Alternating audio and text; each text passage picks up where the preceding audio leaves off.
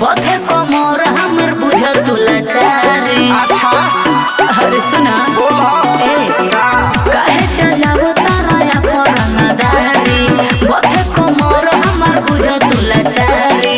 बचे के जाए नहीं वही पूरा सीली कतन मरबू फान नाचे पड़ी रात भर हमें जिलाई सीवान नाचे पड़ी रात भर हमें जिलाई सीवान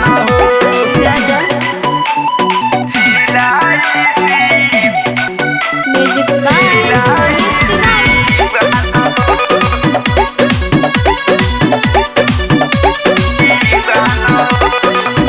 तनी तनी बात पाऊ ठावतार काटा चुपचाप नाच तू सना काबू जनी माथा ऐसे काहे करता ले आइल नखी हमके खरीदिनु हो कि बनता रयाता ना जीदिनु हो।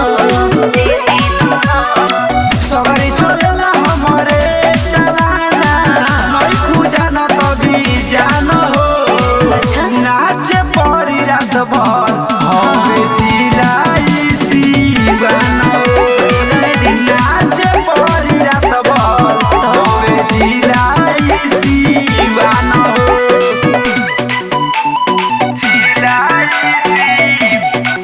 Music by Manish Tiwari.